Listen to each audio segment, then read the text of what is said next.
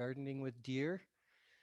I'm Gordon White. I'm the urban forester with the town of Okotoks, and I have the pleasure of managing the wildlife portfolio too, which would be probably one of my most challenging things that I deal with. But I love wildlife and kind of a enthusiast and passion, and so it seems to be a good fit and based with some of my training in forestry as well. So yeah, let's get started here. So, oh, maybe just drop and drag that. There we go. So our goal to create attractive, functional yards and gardens without excessive effort or expense. A landscape devoted to deer favorites, such as tulips, phlox, hostas, soft-needled evergreens, require a different line of defense and or at least strongly encourages the animal to look elsewhere for meal or shelter. And kind of the main uh, methods is fencing, scaring the deer away. Another term for that is called hazing, um, and try and create the area unpleasant, or apply something that smells or deters them because they don't like the odor or the uh, and such. So deterrent strategies, so mechanical, where we're excluding,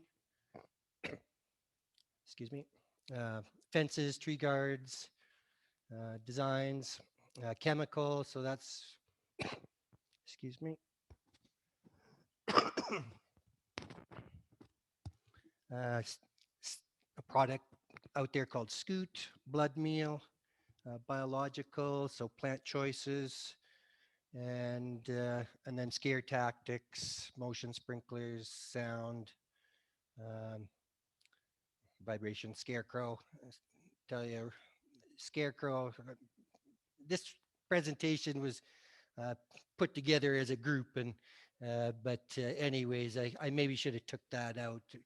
I'll tell you right now, you put a scarecrow and it's probably not going to really do much. Might work in an area where the deer are afraid of people, but once they're habituated and comfortable, then yeah, they'll probably just look at it and walk right by.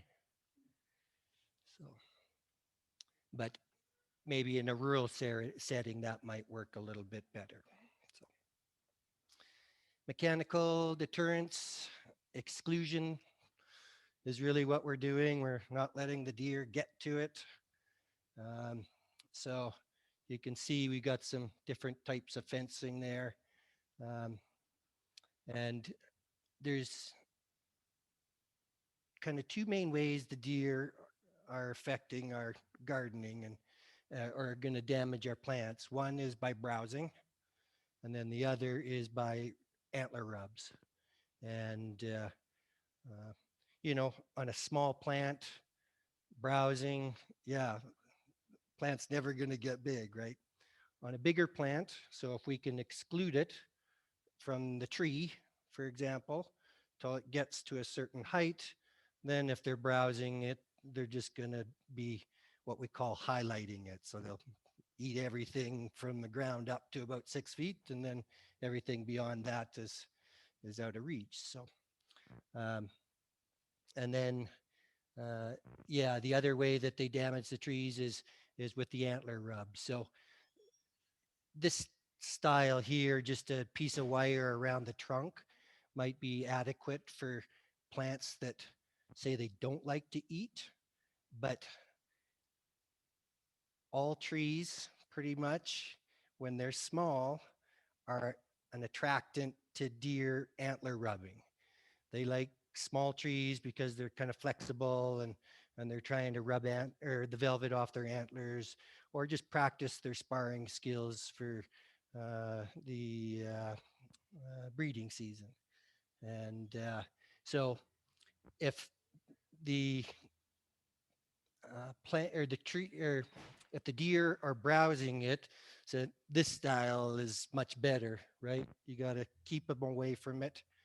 And if the deer are browsing a small plant that is going to be a small plant, that fence is going to be around that thing forever. So you need to now find a plant that they don't like or something like that, right? So just everybody's different though, and whatever you're willing to do is fine. But uh, fencing around plant material drives me nuts because aesthetically it doesn't look good. But I have no choice either, and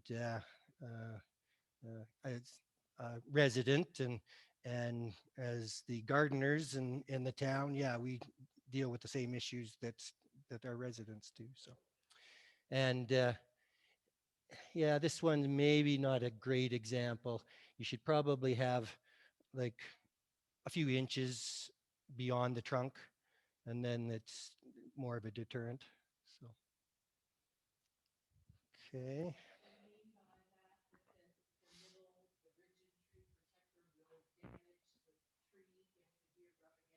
It potentially could, yeah, exactly. So it kind of has to, yeah, keep them away from the trunk. But if they can get right up to it, they could potentially still rub that tree.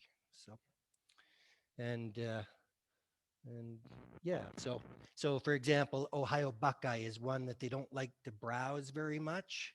They might eat the leaves, they don't eat the twigs, but even a small Ohio buckeye might be a target. Bur oak is another good example. They don't like to eat bur oak really, uh, but a small one, yeah, is just a magnet for them.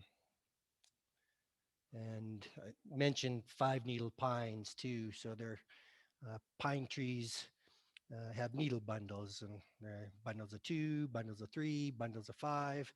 The pine with bundles of five are soft needle pines, and they love them. So Swiss stone pine, limber pine, bristlecone pine, you're going to want to fence those till they get big enough. Okay, so this is um, the town tries to plant stuff the deer don't like. But when we don't have any other options, then fencing is one of our go-to things, right? And just depends on the species and how fast the tree grows and such as to how long that fencing might stay there. And like I said, it stays there a little longer than I'd like sometimes, but uh, it's really what uh, only option we've got. It's a little hard to see, so uh, in an attempt to try and reduce the conflicts that we have with deer in town, we've um, got a fencing pilot project that's in its second year. And I didn't take a lot of pictures out there because these are private residents, but I encourage you to go around, look around. I've seen lots of really interesting designs. Uh, and this one here is basically some extensions from the fence and then some string kind of spread out in between there. So, and we'll at the end we're going to go to the urban deer page because there's links to some of this stuff. So it'll describe the fencing pilot project and what materials are acceptable and such. So, but yes, our communities now are more open and inviting, and this is good. But it, yeah, doesn't keep wildlife out of our yards, right? So the old developments where we had 6 foot wooden fences, I live in one of those places, and yeah, the deer don't get in my backyard, which is quite nice. But I know a lot of people in town are dealing with this situation. So, anyways, the exclusion fencing seems to be very effective, and yeah, there's interesting style that I saw. And of course, cost is a factor if you got a 50-foot lot and such, right? But the one that I really liked was it's kind of a pergola kind of a style that you would have a climbing vine on or whatever, and they've just put that on the fence, so it's decorative and it's looks really quite nice, you know. But oh, okay, yeah. Hmm. Right. Okay.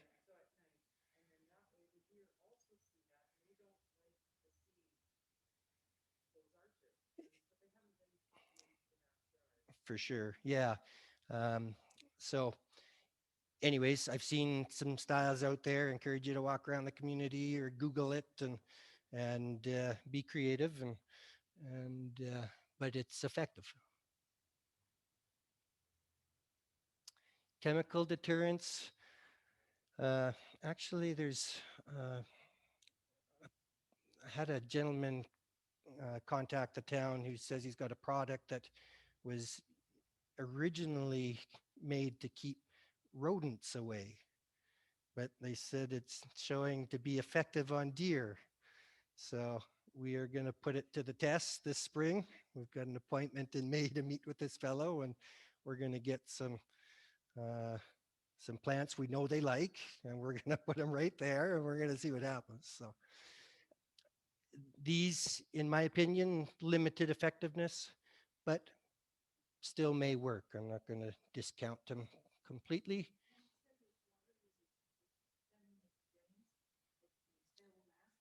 Yes, exactly. Yeah, I think Scoot is pretty good that way. We were using Scoot for vole damage. We had a few years where we had lots of snow, and in the long grassy areas around the storm ponds and stuff, the mice just chewed the bottom, 2 feet of the trunk, and so uh, for a couple of years, it's funny how we haven't had that situation quite so severe really ever again, but we did have one winter where it was noticeable. But yeah, you just paint it on the trunk and but that's kind of probably more for rabbits who chew the bark. But whereas the scoot, if you gotta have to paint the branches and all kinds of stuff, right? So it's pretty effective, but like I said, limited sort of applications to use it. Yeah, water resistant repellent. This is Scoot.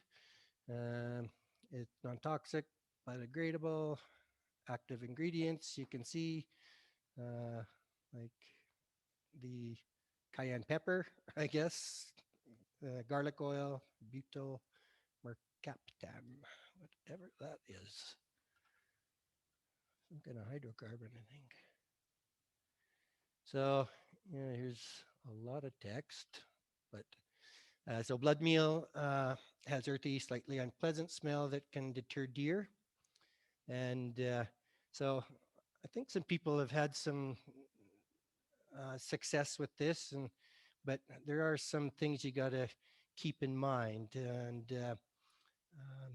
Regular blood meal or is only effective when it's dry and must be reapplied frequently. So these are some of the downsides to the deterrents. There, you can't really just put them out there and just leave them. You got to keep doing it and stuff like that, which adds to our frustration. But if you opt to use blood meal, place it in small plastic containers, set them around the plants. For example, fill 1 cup, half full, place 3 or 4 around your plant. You can also fill mesh bags, old nylon socks. So yeah, that's like stuff hanging from my tree is like I, aesthetically, yes, kind of uh, doesn't do it for me. But um, so let's see, these containers keep the blood meal drier, also prevent from over fertilizing. So this is where you have to be kind of cautious. Blood meal is high in nitrogen, and creates ammonia as it decomposes. So uh, too much nitrogen isn't always great, and too much can actually burn the plants. So um, yeah, I think that's about it. But blood meal, yeah, it's an animal byproduct that the deer apparently maybe get nervous around. So, wondering, smelling kind of death or something, I don't know. Okay, another strategy. Oh, scented soap.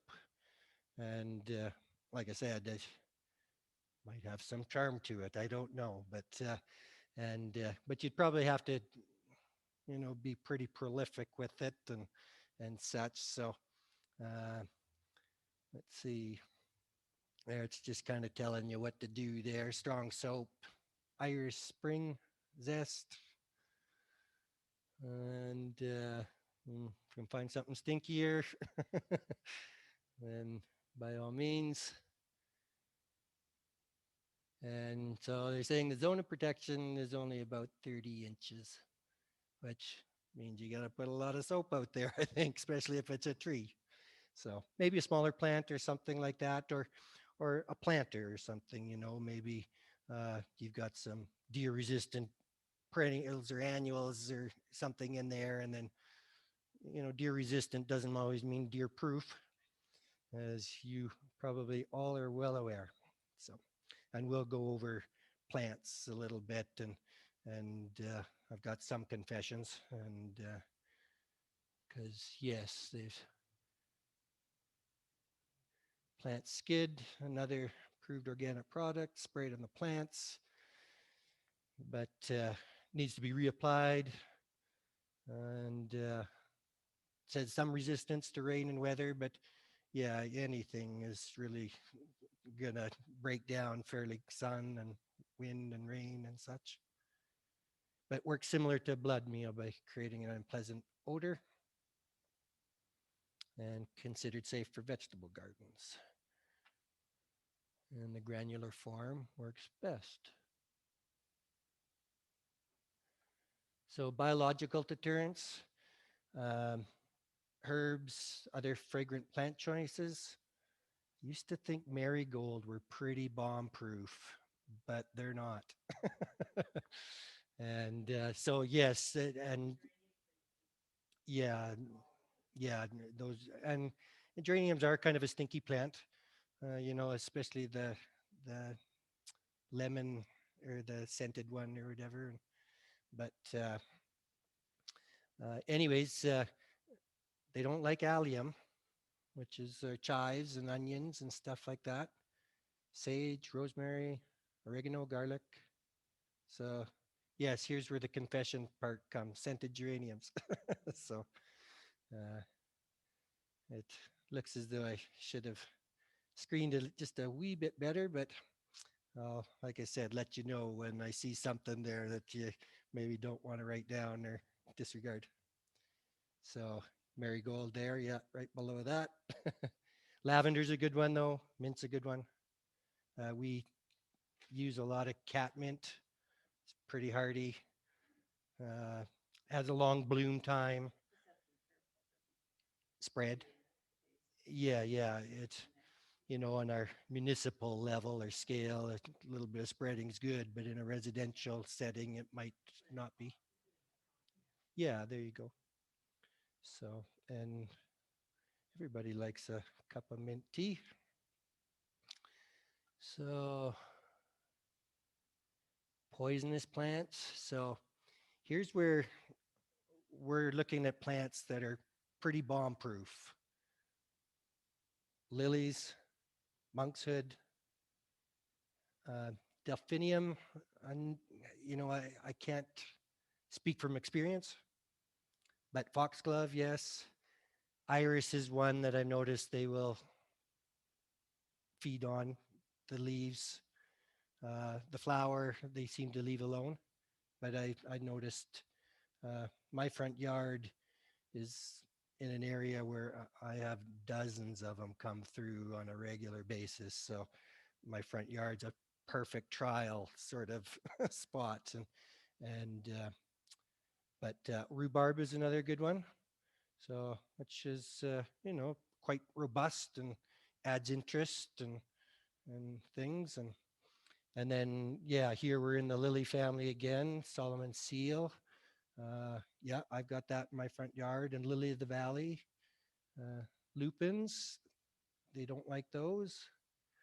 And hellebores, they're cautioning it's a zone 4, but in a residential setting, kind of south facing, zone 4 is very achievable. Even my place that I had in Calgary had plants from zone 5 and such. Uh, so try and don't go ahead. Hardiness, so cold hardiness. So our palette here in the prairies is kind of small because we're so cold. But if we can find plants that are, typically hardy in warmer places, but we got a microclimate.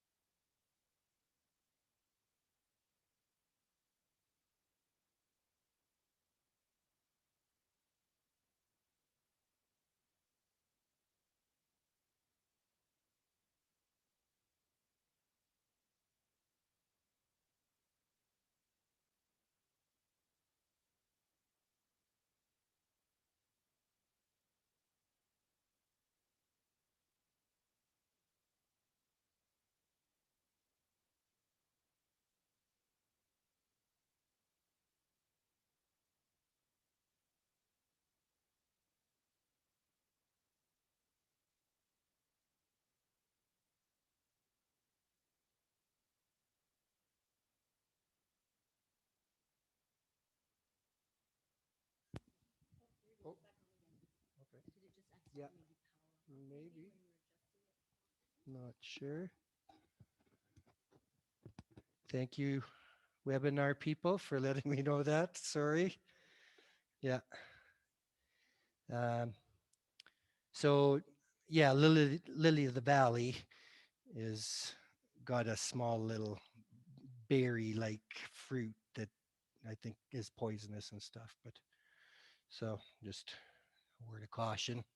Although I'm sure one little berry, if it tastes bad enough and they spit it out, probably not going to hurt them. So just showing some examples of some nice gardens, and I'm going to assume those are all deer-resistant plants on the left. Because if they're not, and there's deer in the area, they certainly wouldn't look quite as lush. But and then on the right there, you can see somebody's, really made it quite attractive and appears to be a vegetable garden in there and such. So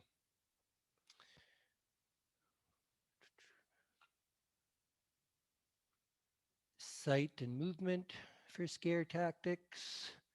Like I said, this scarecrow, handsome looking fellow here, probably not going to do much good in a place where they're real habituated and where the deer are used to people, but maybe in a rural setting that might work. The kite idea might kind of work. We've used pinwheels in some of our planters to try and discourage them, and I think some effectiveness. And so be creative there. And then, yeah, there's motion sprinklers, and um, which may is a kind of a form of hazing again. So they come by and they get blasted with water, and hopefully that runs them off.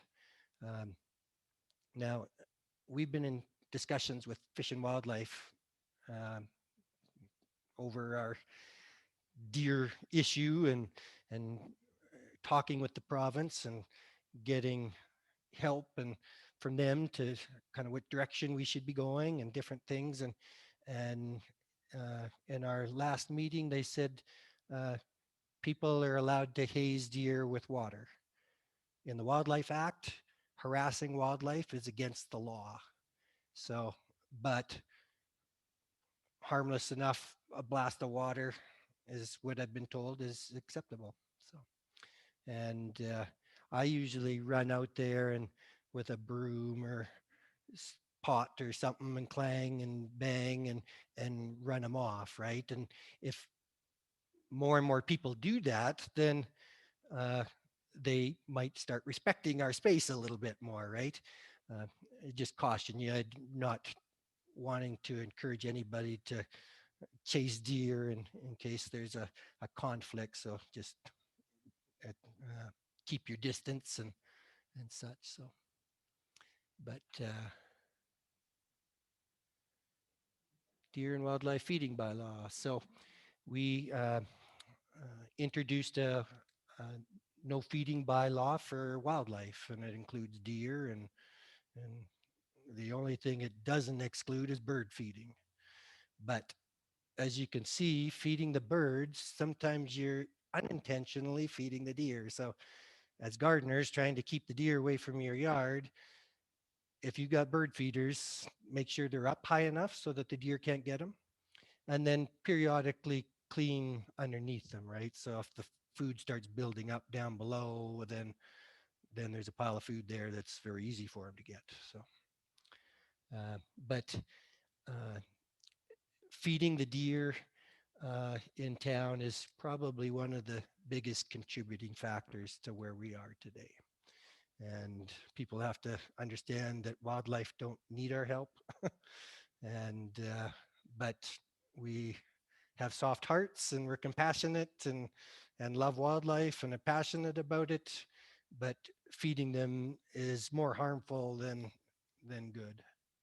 So because now we're in a situation where we like the deer, but we don't like the deer, and then they don't learn how to graze and feed on their own, like other than what, like especially if it's just being doled out. And there are situations like that. Probably more of this, the unintentional feeding. So yes, you don't want to unintentionally be feeding them if you're trying to keep them away. So yeah, we'll go to the urban deer website here maybe in a minute, but I got a couple of notes here, and I guess one tip, like, yeah, I just want to let people know that like the town is kind of in the same boat as residents. We have to work with them, and deer are provincially regulated, and so the authority to do anything with deer is with the provincial government. So the town really can't do anything other than what we're doing at the moment, right? So, and the no feeding bylaw was heavily supported by Fish and Wildlife, and they were quite happy to see us do that, and we let them review it, and so they could comment and such and get their expertise. But the first tip there, trial plant. Don't go buy a whole flat of something and unless you know that the deer aren't going to like it. So what I've been doing is I go buy a plant and I put it where I know the deer are going to find it and see what happens. And then share that with your friends and the community. So we do have a horticultural society in Okotoks, and so um, I intend to reach out to them to see if they would be interested in, you know, kind of creating a way for people to share the plants that work and that don't work, right? Because every time we find another one that's going to work, then that increases our palette, and then our yards can be more than just three plants or species, right? And we can have maybe a half a dozen different species or and such. So yeah, it's no easy way to um, yeah, because it's costly, right? We all know that plants are expensive. So this is what I'm suggesting, I guess. And so we got the bylaws that we did talk about, the fencing pilot, uh, plant list. Yeah, actually the plant list is in our conservation rebate program. We'll go there, and so there's a rebate program there that residents can apply for to help uh, landscape their yard.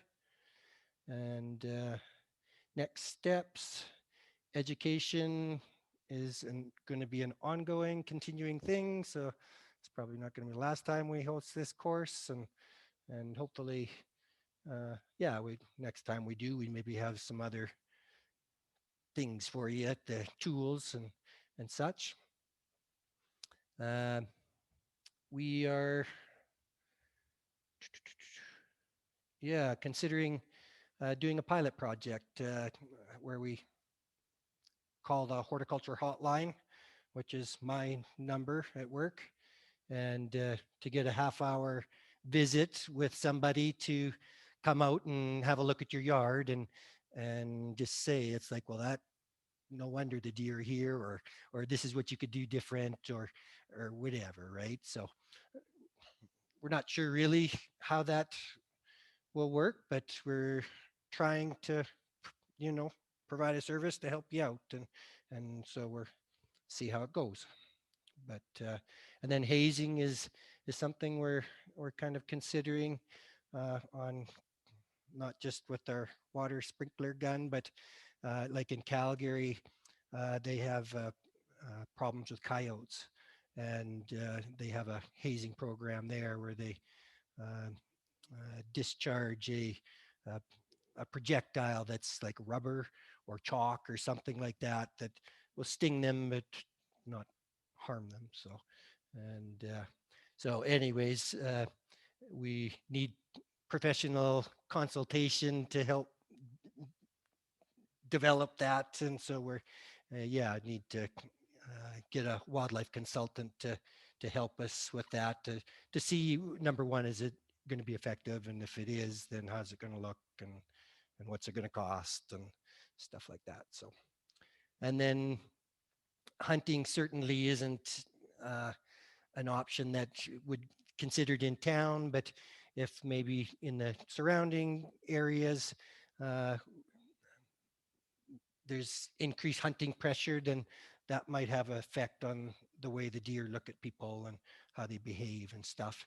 And then uh, what happens if you try and rid an area of wildlife, then it creates a void, and then yeah, and then the next one in the neighbor moves in. So maybe if we can create this void outside the community, maybe they'll disperse and be a bit more random.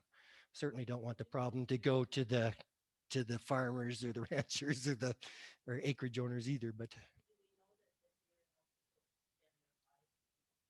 I'm sure some do. Yeah, like, but there's definitely some movement, especially the males, because you know what? Throughout the whole summer, the whole year, you hardly see any bucks until it's the rutting season in kind of October, November, December, and then they disappear again. And yeah, they seem to be, which is interesting, more secluded, and I don't see them uh, feeding heavily in the town. And pardon me. Sure. Yeah. Yeah. we're talking, we've got a High River resident here that's saying they're getting closer to the town, and so uh, mhm. Yeah.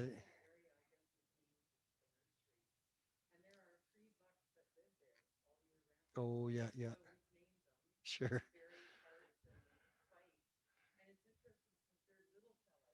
Okay. Oh yeah,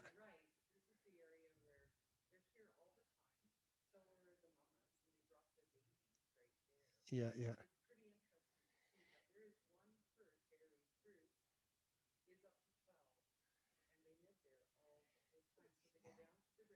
yeah.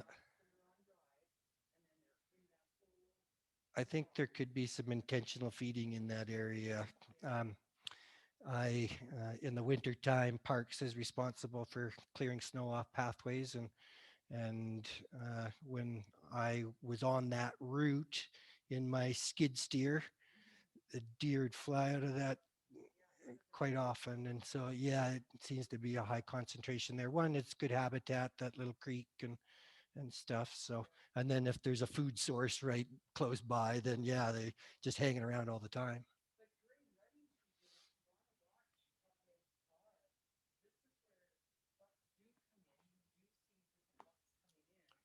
Mhm. Right, right. Yeah, yeah, yeah. Sure. So, yeah, relocating. We had an urban deer task force assemble. Well, it's supposed to be for a year, but it ended up being a year and a half due to COVID and such. And one, the hazing. These are recommendations that we're trying to incorporate. The no feeding bylaw, the fencing one, came directly from those recommendations, right? And um, but oh, what was I? Yes, that's right. Was not recommended because of things like that. When you take an animal and you put it into a community of other animals, quite often, yeah, they're very aggressive, they very territorial and such. So, um, anyways, that was made me think of that. Learning process for all. Like I just want to emphasize this, and and I think I have mentioned that. So, and if you discover plants, like I said, I'm going to talk to the Horticultural Society, see if we can build this community of people sharing our plants that work, because I think that's the best way to do it, right? Then we don't have to fence, or maybe temporary fence, and we don't have to deterrence and all this stuff, right? Uh, but you're welcome to contact me directly, and I don't know. Yeah, it's the horticultural hotline on the web page. I think it's just to press a link, but it's horticulture at okotoks.ca. And because the plant list that we're going to look at here quickly uh, is on our conservation sustainability website. That's it. Yes, thank you. Um, but I want a list just for the deer page because the list on the conservation page, uh, well, and we've uh, got pretty much as drought resistant plants there, but that limits our palette, in a residential yard. If you've got a wet area, and we don't really want to encourage people to create a rainforest of stuff that's really high demand for water, because water is precious and limited and such. But it will allow us to, like I said, increase the palette a little bit if we can use some water loving plants too in places in our yard where it's naturally just wet because of the way the topography is and stuff like that, by the drain pipe or if it rains. So, okay, let's just go to this deer page now.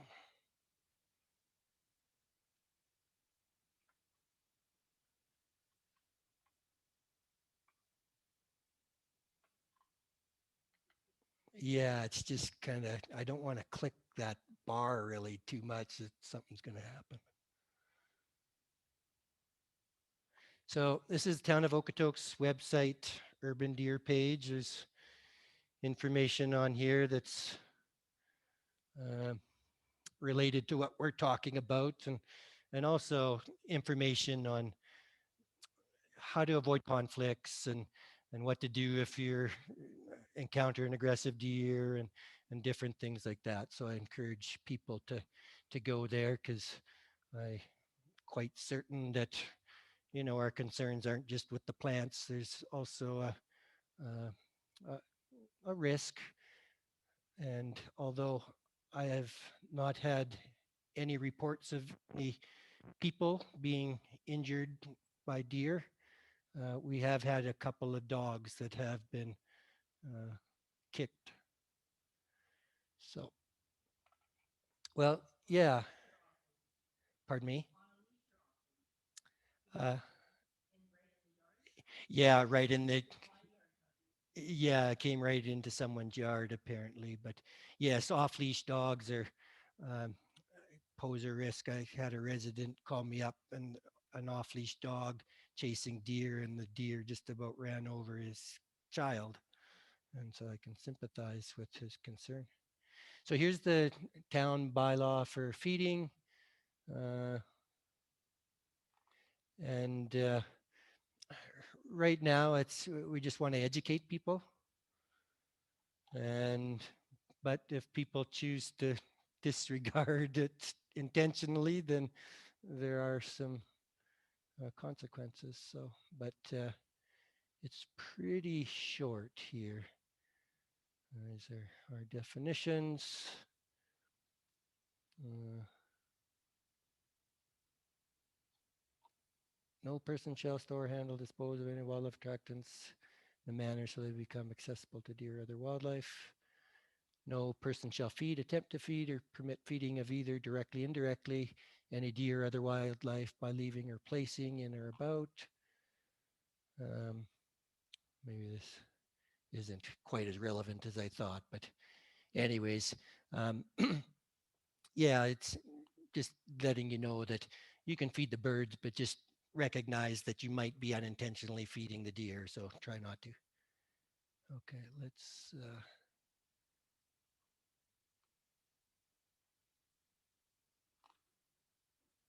I think if I just go back, there we go. So yes, what can I do here? When do I call? When to call the town? What happens when I feed? And let's see if these align with what we just talked about. Spray them, yay, loud noises, remove attractants. So yeah, if you've got a crabapple tree, we're not saying that you can't plant a crabapple tree or an apple tree, but just recognize that if the fruit starts building up too much and you've got a herd of deer in your front yard, and you're trying to keep them away, then certainly clean up the fruit, right? So okay, and then here we talked about the temporary deer fencing. So this is extremely relevant. And here's our requirements.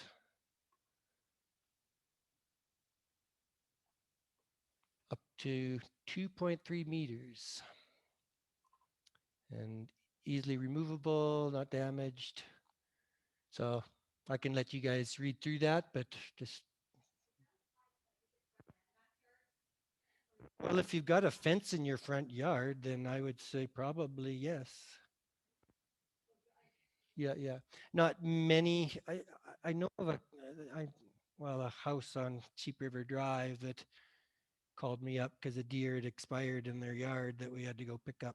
But they had a fence in their front yard, and yes, this bylaw wasn't in place, but the feeders in that yard were, yeah, I think attracting deer.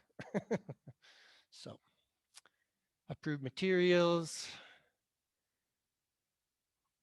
So there you go. I'll just let you read through that on your own time though. We are getting kind of near the end, and we want to look at the plant list because that's where I'm exclusion and plants. are really where I think our biggest win or effort is going to come from.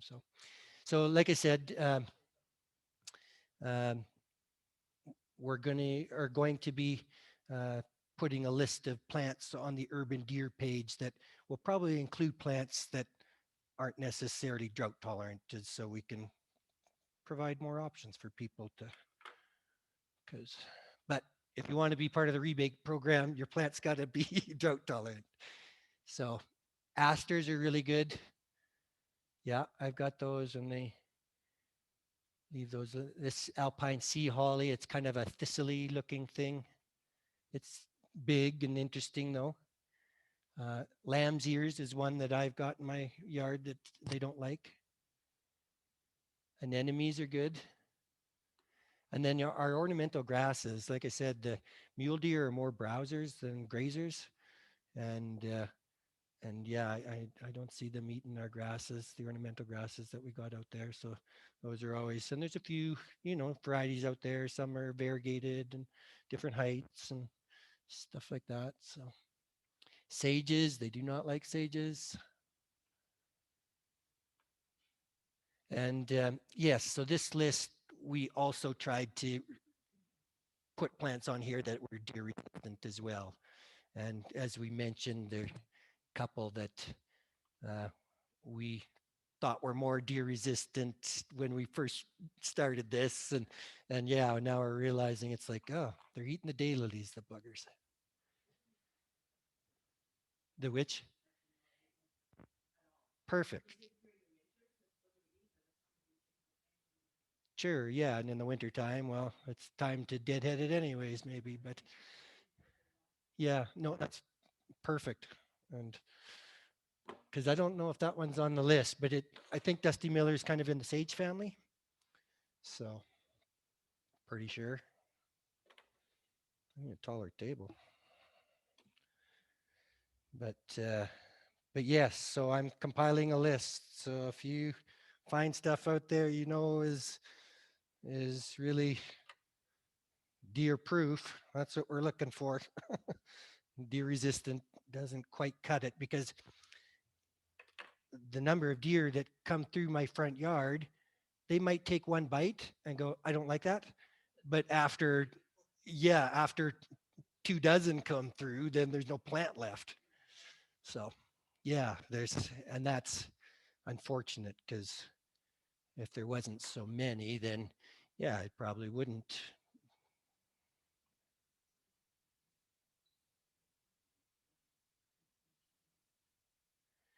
Uh, by all means, we did mention that stuff in the lily family tends to be poisonous, but yeah, yeah, yeah.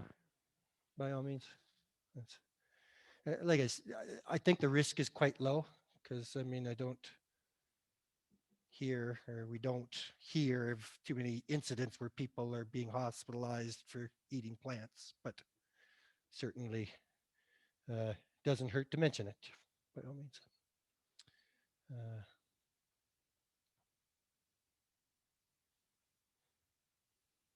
I mean, dogs will eat just about anything, but plants they usually stay away from, or most plants. They like eating grass. We know that. I think they nibble on this one a little bit. We've got it up at the rec center on the south side. There's a xeriscaping demonstration garden there. Bluebird, yeah, bluebird clematis.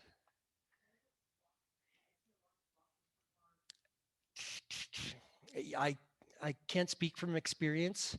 Like I said, this list was created with the help of about 2 or 3 parks people. So, but like I said, we tried to ensure that all these plants had some level of deer resistance, because we didn't want to provide a rebate program for somebody and then just have, yeah, that wouldn't go over well. So we talked about the daylily being not as resistant as we thought. Joe Pye weed is super resistant, and it's a nice plant. We've got it at our operations center, And then there's the dwarf one. There's our grasses. Liatris is one they don't like, and that's a beautiful flower. Gay feather, it's another is a common name for it. Goldenrod, I've seen them nibble before, but it does have some resistance. I've got it in my front yard, and they don't usually eat it all. So, and we've got Oriental poppies on Veterans Way, and the tops are going off of them. We're not sure if it's residents or deer, but I kind of think the deer might be nibbling them. Yeah, but I somebody did say I saw somebody. So I Ibris, and it's not a plant I'm familiar with, but it sure looks kind of cute and nice white flower. What else? Pasque flower. That's we've got our. Has anybody seen the native crocuses yet? Did they come out? Yeah, awesome. This one is super resistant, and peonies are beautiful. Yeah, that they're beautiful, or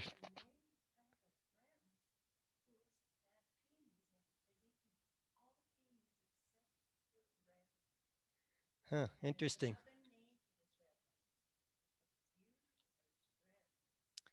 I've got yeah. There's a Japanese peony. They're horribly expensive.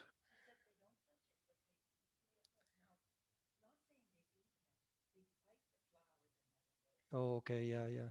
So we've got our ribbons in the cemetery are decorated with peonies. We've got a uh, and uh, but and yeah, I'm not noticing any browsing, and I've got two in my front yard or three, and they have never been browsed.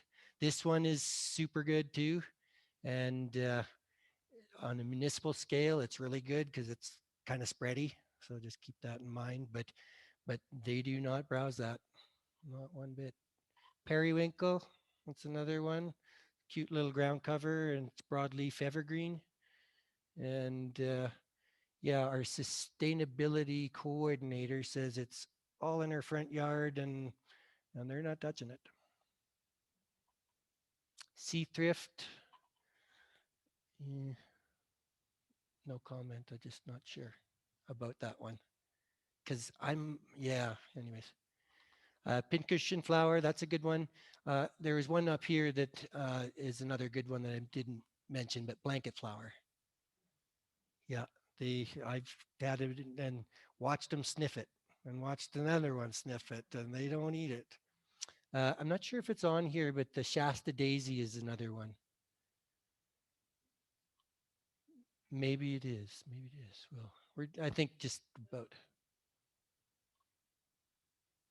silver mound. So yeah, our sages, snow and summer, spurge, yarrow is one that they don't like. We use that one quite a bit.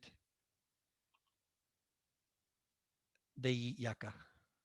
Yeah, I put one in my front yard. They'll never touch that one. It's spiky, and yeah, they chewed it down to nothing. So, and then thyme, yeah, there's a good one. So trees and shrubs,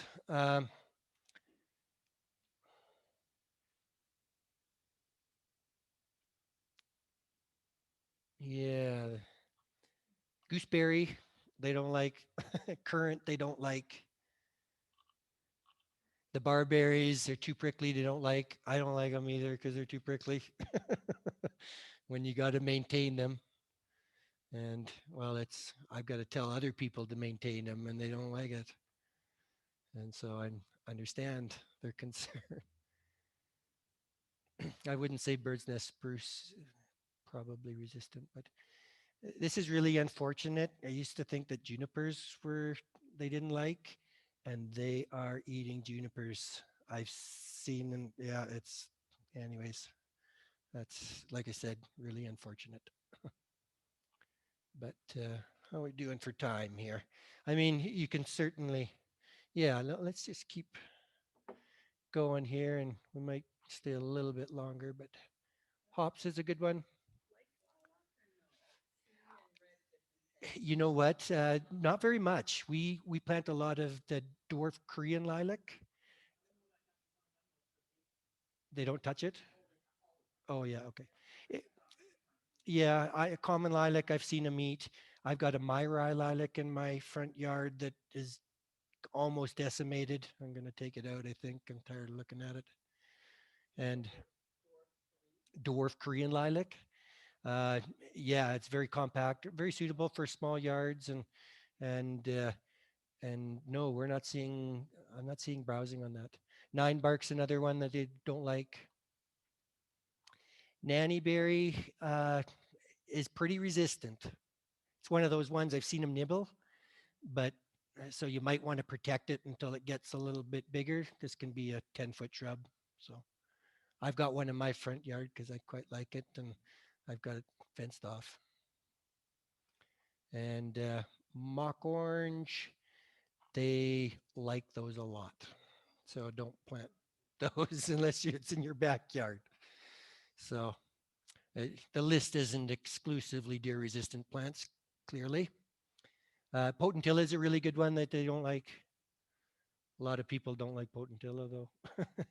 It's kind of a, they tend to get kind of haggard over time. And so, but uh, well, I've had discussions with my colleagues um, and they kind of they go, it's a 10-year perennial. After 10 years, it looks like terrible and it dies and doesn't do much. But it's a plant that would have evolved with fire. And so, like, if it regularly gets pruned or whatever, then it might help keep the plant a little bit more rejuvenated and stuff. So, yeah, yes, the rhubarb. I don't know if that's not a shrub, but anyways, it's in there. Spirea is a good one that they don't like.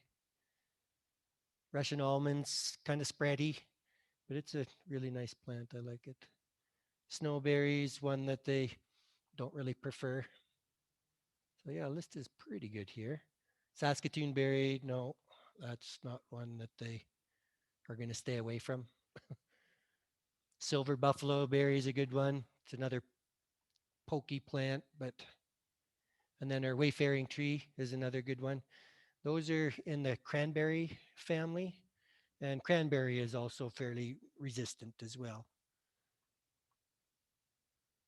And then trees, like I said, the juniper I thought was kind of they like rubbing it like when it's small, you got to protect it from the bucks, but now they're showing signs of browsing on them quite heavily actually, which is really troubling. Ohio Buckeyes are a good one that they really don't like. Like I said, the five needle pines they really like, so you got to fence those off.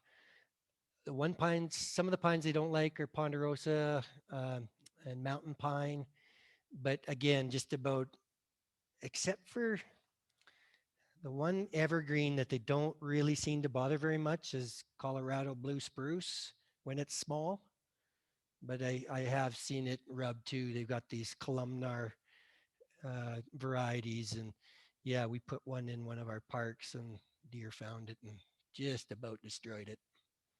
So yes, exclusion fencing is probably required in most cases. Siberian larch is one they don't like to eat, but boy, do they target that. Like they will find it 100 miles away, I swear, because I've left a couple unattended and or actually we had quite a few unattended and they went to every one and got every one like just overnight. So Hawthorn's a good one. They don't really like. The fruit could be an attractant though. Japanese tree lilac is one that they don't really like either, but yeah, they'll rub it. So that's it. And I told you I'm going to expand on this list and I'm going to get a separate list on the urban deer page. So when people are going to the urban deer page to look for plant resistant or plants that are resistant that don't have to go to the conservation rebate page and see plants that aren't resistant.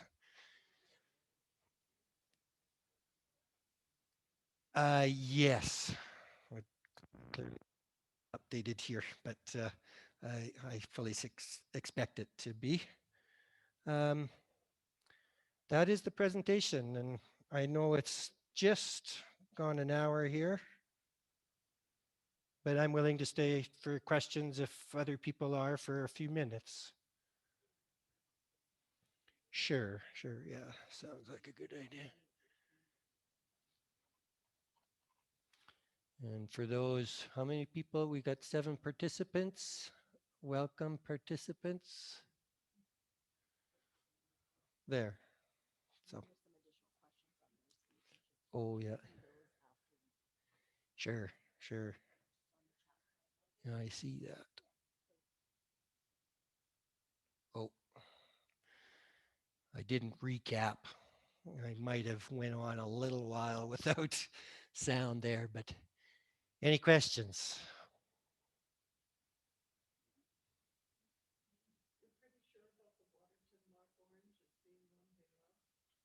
Yeah, I yeah, because it, experimented with it. I don't know. We might have saw, in the plant catalogs, quite often they got little symbols that tell you deer resistant or whatever, and they're drought tolerant, and we mock orange. I love mock orange. It's drought tolerant, which is fits with our conservation and water and such, and outside of its bloom time, it's not super attractive, but during bloom time, it's spectacular. So, anyways, and I just summarize by saying, yeah, we kind of if we work together, we can come up with hopefully enough plants that we can use, and I really think that's kind of should be our goal.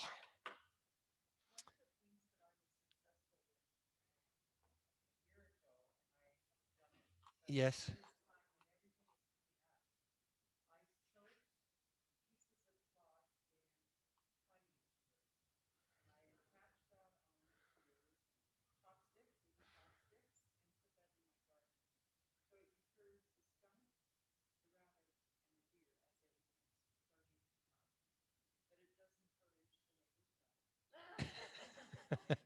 A neighbor's dog shouldn't be running free enough to do that, is my. Yeah,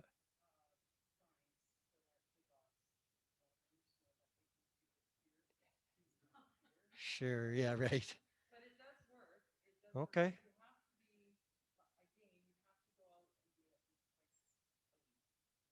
sure. And where did you source that? I know like the trapping industry sells lures, and I suspect that's probably where you got it. Or okay, yeah.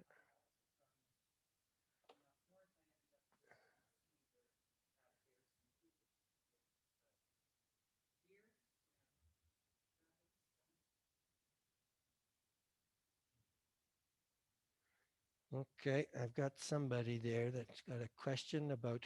So he's asking. Uh, oh yeah, and I can just speak to this person, can't I? Good. I was getting ready to type here. It's like, okay, I'm in a chat now. So, uh, likely outcome of the fencing pilot is probably going to be a permanent amendment to our land use bylaw, but they didn't want to do it, I guess, after the first year. We just amended it last year.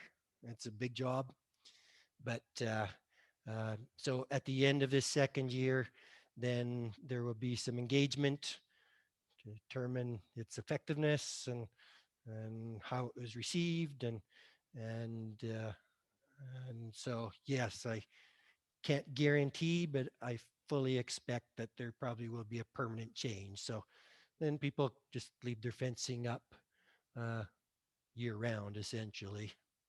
because yeah, the deer, and when planning was uh, open to this fencing pilot, they were kind of said like the growing season, or it's like no, no, no, no, it's got to be all year because even in the winter time, the deer are still coming through and eating.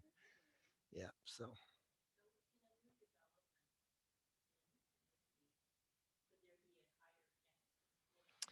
there's uh, uh, that is part of the discussions as well. Can we design something that's similar, their openness and such, and yeah, so it's uh, it will be part of the discussions too. Can we change the fencing style such that we still have what we want in terms of an open sort of community without, yeah, having the 6 foot wood panel fences and stuff. So yeah, it's competing sort of goals, right? But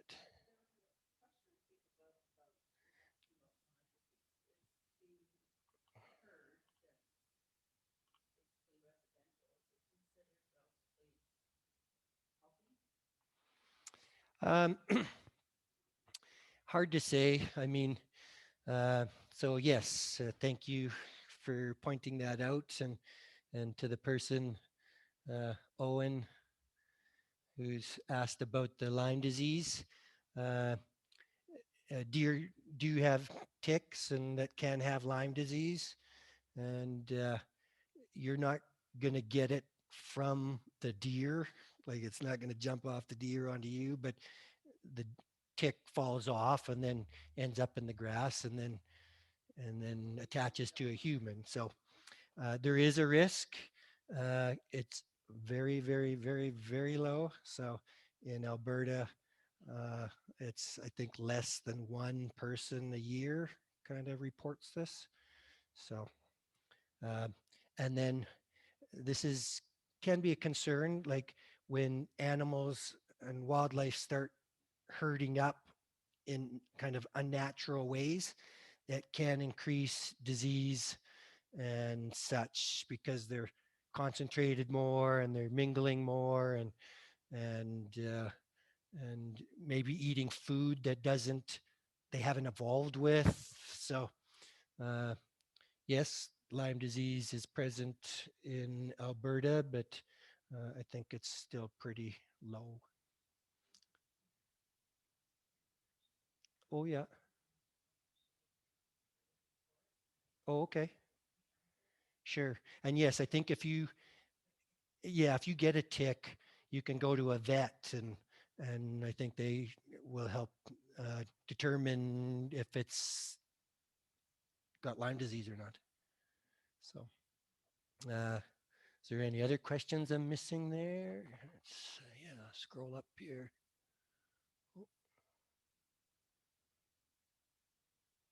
oh yeah, sorry I missed all that. Yeah.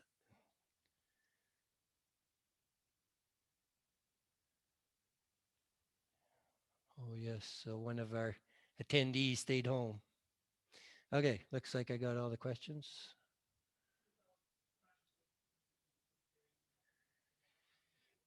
Um, there, I don't know if Okotoks deer, but similar. Yeah, once we get them herding together, the thank you for coming. Um, More likely that that can spread.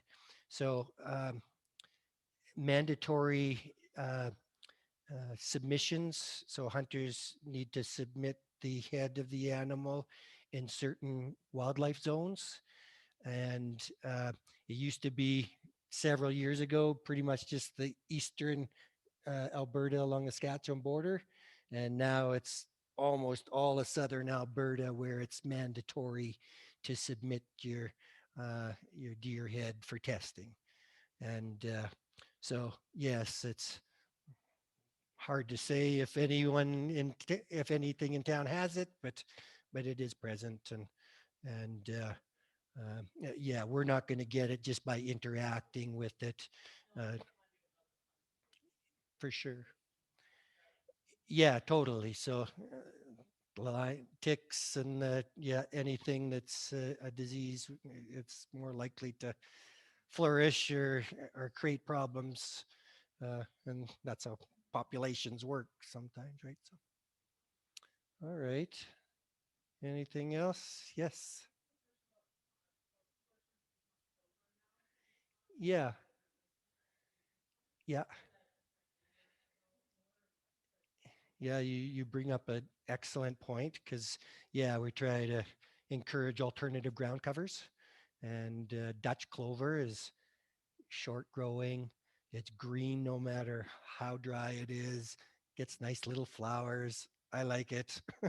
and but yeah, is it deer? I think feed on clover. Like so, um, plant your little patch of clover where they can find it and test it out and see what happens. And yeah, because not all clovers created equal either, right? Like I was saying, the pine trees, there's some pines that they don't browse on, and some pine they do. But so, yeah, it's even within the same family and species, you can have differences significant enough that they're quite a different plant. So, but I'm going to make a note of that one because if we're encouraging it and it's a major attractant, we're kind of, yeah, yeah, exactly. We're undoing and such. But anyways,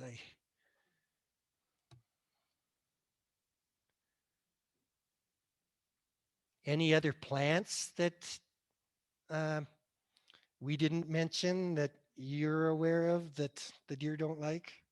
I got Dusty Miller, and then add any more. But okay. If you think of it and you discover it, Tracy says uh, my yeah, have my contact information there.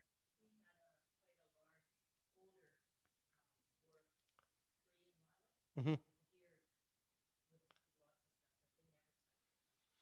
Yeah, yeah. We've got them down by the municipal center, and the deer will go there lots. And yeah, so they're a good one.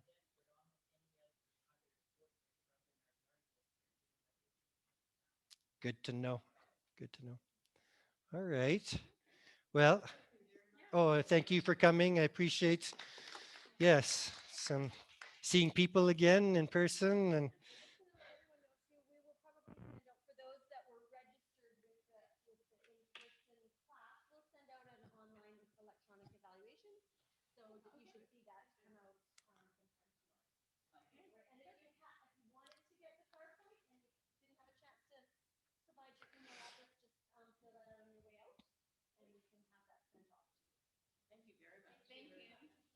you're welcome. Thank you. And thank you, people out there. Yeah, you bet. Thanks, Bob, for coming by. Nice to see you.